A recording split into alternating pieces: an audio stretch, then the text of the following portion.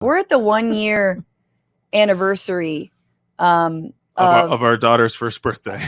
Of our daughter's first birthday, meaning she is 2. She was born on October 7th. That's right. Coincidence? I think not. This will always be a happy day for me. Yep. And it is very upsetting that it has now been utilized as a pretext for genocide. I'm not saying you should not remember or commemorate those who were killed on October 7th, but October 7th happens in a very, very, very long history. Yeah. And specific context. And a specific context that October 7th never needed to happen. It shouldn't have happened. It shouldn't have ever happened on every front, on an intelligence front, just on some IDF completely messed up front. Yeah. But also on a don't keep 2 million people in an open air prison front and occupy other, instate an apartheid state on another people. That's right. Yeah. To say nothing of the peace process being utterly fucked. But let's just a little bit of a taking stock. There's a lot. The death toll on October 7th keeps on being amended. Yeah. So we still don't know. We still don't really know, but it seems like the 1,100 were killed. Maybe half were military. Yeah, or a third. I've heard as low as a third. Okay. 250 hostages were taken, and again, 100 remain. Only 70 are thought to be alive. 105, a whopping 105 hostages were released in November. Yeah. Because of diplomacy. That's right. Because there was a ceasefire and there was diplomacy. And there was diplomacy. That's right. In the meantime, though, obviously 41,600 Palestinians have been killed, which is that we know of. That is a modest number. That the Gaza Health Ministry, which has been under attack and basically has lost the ability to account for all the dead. But when they do have verified identities of bodies,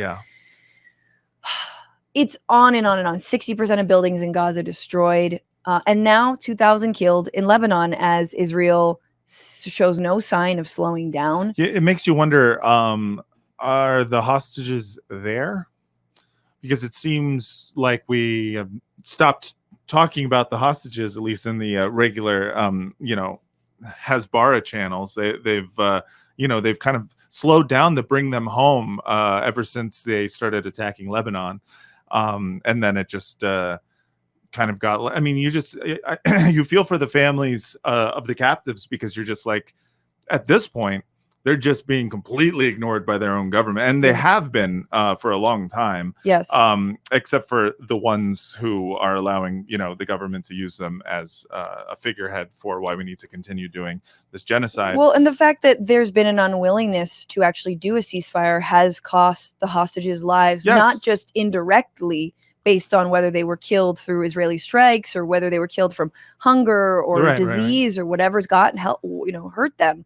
But I'm reminded of the parents of Hirsch Goldberg, an American who was at the Nova Festival, was taken hostage. He was alive at the DNC when they spoke. Right. Well, he was then found dead. Right. About a couple weeks later. Yes. And it is because the directives from Hamas changed after there was clear indication that Israel would go in shooting and not stop.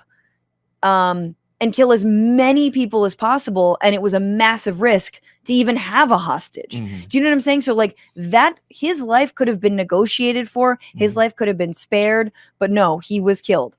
And you see by Hamas at the, because the IDF was closing in on where they were being held captive. Well, that's the explicit threat in having hostages, is that their life is at risk. That's why you rescue or negotiate. You get in Kevin Spacey, the negotiator. That's right. You had in Kevin Spacey, but it's just it's October 7th, a year since then, and I saw some people who I know who have been for a year have had their brains completely fried by Israeli propaganda.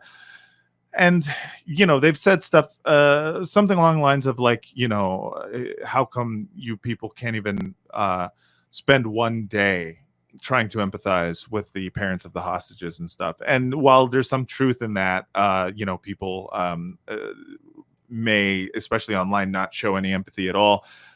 I can't help but understand where people are coming from and not even wanting to address the issue of people who are taken captive. And the reason is because they are have been used as the symbol for why a genocide needs to happen. Yes. And people just feel so disgusted by that they just don't take any conversation about captives in good faith, and nor should they.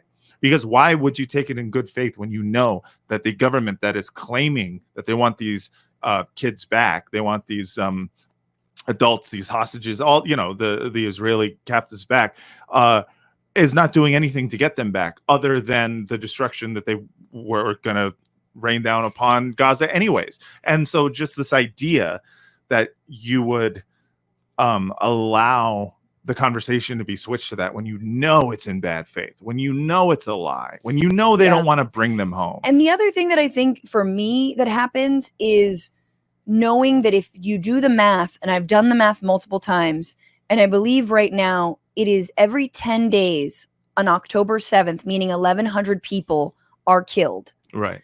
Even 1,200, like let's say you can add the hostages, let's give it every 2 weeks in Gaza on October 7th has happened. And so separating out these, 1,100 people or these 100 hostages, whatever it is, out of a number like 41,600 feels inherently like I am prizing one life over another. Exactly. Just on its face, that's how it feels. Yes. That being said, obviously, I do think we have to be taken you have to be taken seriously and be like, we need bloodshed on all sides. October 7th is horrific. It's awful what happened, other than the birth of our child. Mm-hmm. Yeah. The year before. The other thing that is really important to know now is that CNN is reporting. If CNN is reporting this, come on. Ceasefire deals in Gaza are dead in the water. They died end of September, done. Mm-hmm. Ceasefire deal in Lebanon, done. Mm-hmm. Perhaps dying with the assassination of Hassan Nasrallah. Mm-hmm. So we are hearing every day that Kamala Harris and Joe Biden are working around the clock to get a ceasefire done. No, they're not.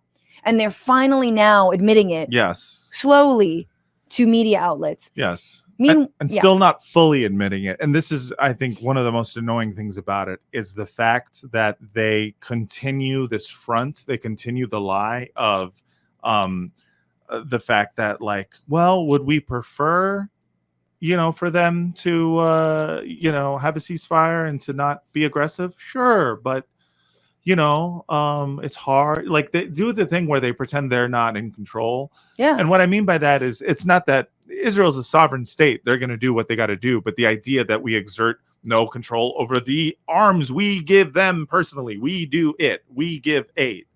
The idea that we can't control that, the idea that we, we're doing our best.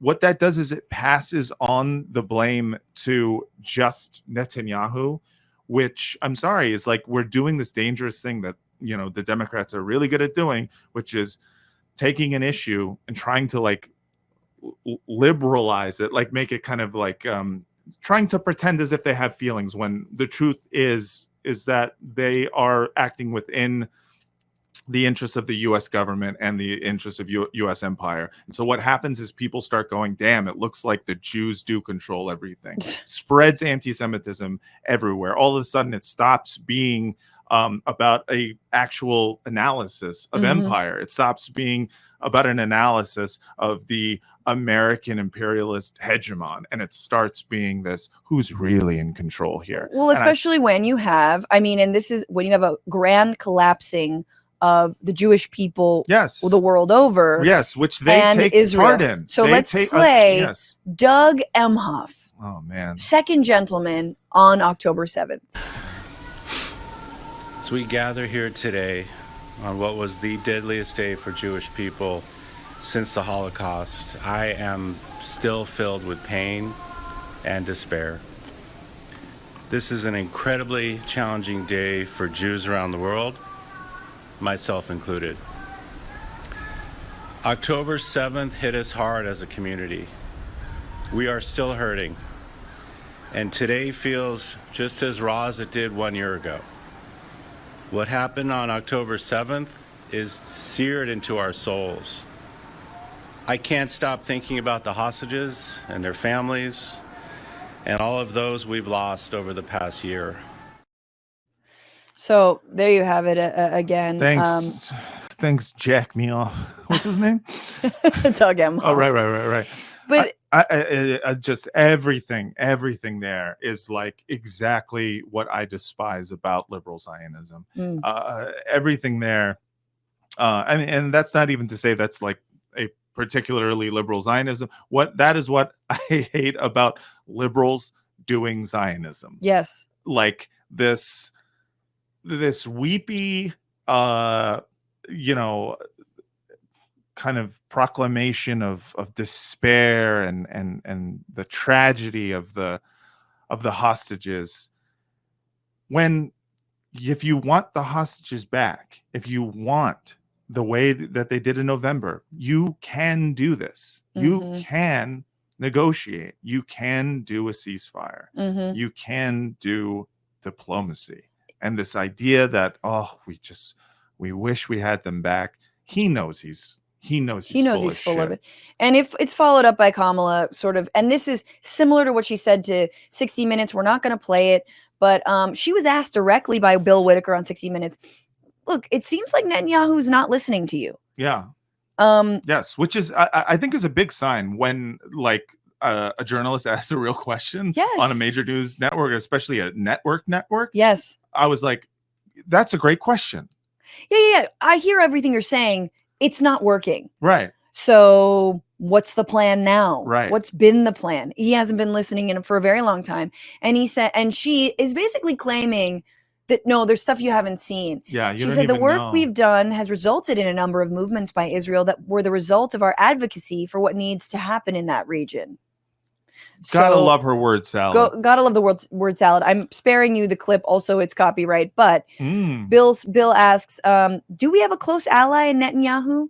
She pauses and says, the question is, do we have a close alliance between the Israeli people and the American people? And the answer to that is yes. That wasn't actually the question. You should answer the real question. And second of all, that's also not true. You know what I mean? Yeah. This idea, do we have a close alliance between the Israeli people and the American people? What are you talking about? She's talking about Jews. She's talking about the Jewish people. Yes. That's what she's saying.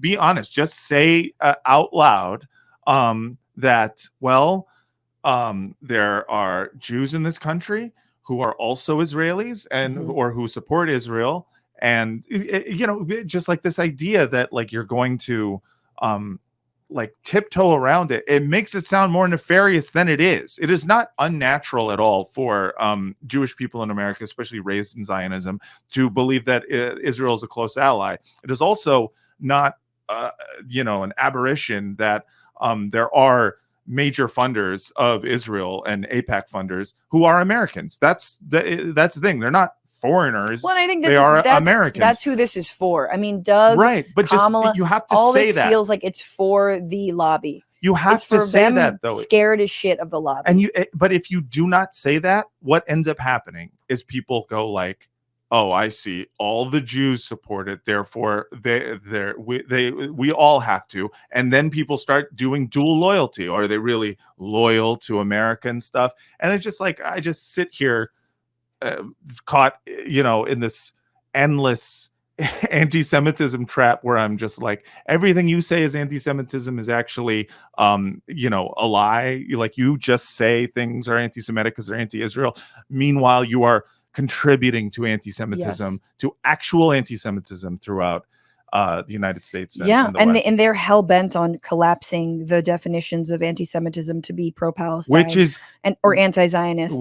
And it's like that is, and it is thanks to people like yourself, people on the streets, people who've been, out there protesting, who, progressive leftist Jews, anti-Zionist Jews who are saying, no, this is very dangerous to Yes. traffic in collapsing these two things. Yes. This will hurt everyone in the long run. And Yes. also, by the way, let's stop genocide. Yes. And it's crazy. And by the way, the numbers are $17.9 billion in funding from the United States to Israel. I've seen also $23 billion of taxpayer money in a single year. It's crazy. You just after a while, the numbers, you know, when you're someone who makes their living off of doing podcast, those numbers are so insane that you're just like, I don't know, man. They're doing a bajillion dollars. And it's just insane. It's crazy. Anyway, if the State Department could become a patron, patreon.com /Bitchuation room, I could get a bunch of tankies calling me yeah, dude. shill. Yeah. I'll take the money. Hey, chill away. What's going on, Frantifa? If you haven't already, subscribe to this channel right now. Hit that button. And also, you can become a patron and support the show every single week. Get access to bonus episodes and exclusive merchandise. Patreon.com /Bitchuation room. Do it.